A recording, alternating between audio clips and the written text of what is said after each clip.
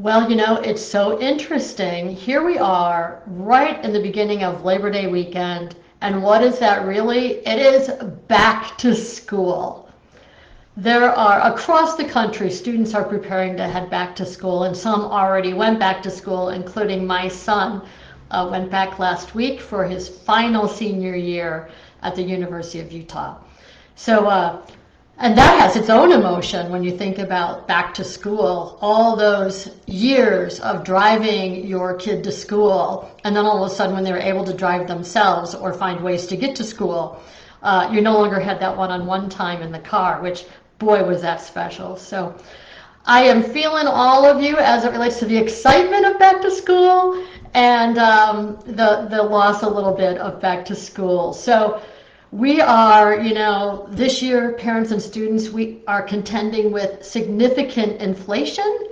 So finding ways to save is really crucial right now. And let's talk about what that may look like.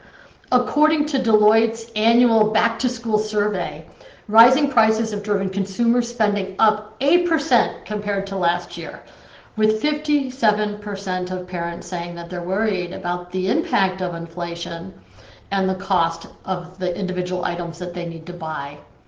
So despite more households living paycheck to paycheck, this year's total back to school spending is expected to match last year's of $37 billion, according to the Retail Federation. And families with children in elementary school through high school, on average, spend about $864. And those of you who have college students, on average, that higher budget is $1,200 with technology and textbooks and dorm supplies. So no matter where you shop and what you need for school, there are ways to cut costs and stay under budget.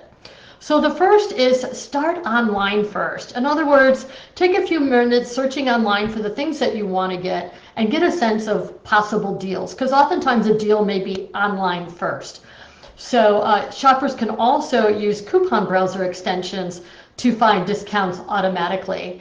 They can also get supplies delivered to the local store for pickup or shipped directly for free for an extra delivery fee.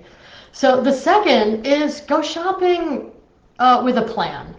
So set a budget for back to school shopping before you go to the stores or get online, and figure out how much you can spend on various items on your list.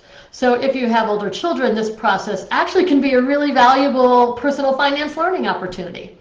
And if you have smaller kids, it may make sense to get your plan and go shopping without them, since it's easy to get excited about like cool backpacks or something that may not be as needed. And then this is one of my favorites, shop for used items. Shopping for used clothes and textbooks can be a great way to save money, and this too can be done online. There are a lot of surprisingly online platforms for buying used clothes like Kitizen and ThredUp. And then of course those local thrift stores like Goodwill and Plato's Closet also offer some gently used clothing at low prices. My kids kind of didn't like it when I did that, but I love finding a good bargain on thrifting. That is probably one of my most favorite things to do, and on my birthday, that's how I like to spend my time. I love to thrift. And then lastly, wait to buy. Don't feel pressure to get everything on your child's supply list before the first day of school. It's tempting, I know, but ask the teachers which items are needed right away, and then purchase the remaining items later. And also, you could think about discount stores like Costco and others, but think about, instead of Amazon, Walmart, and some of these other stores, think about like dollar stores and different places like that that may be more unique in getting discounted items for back to school.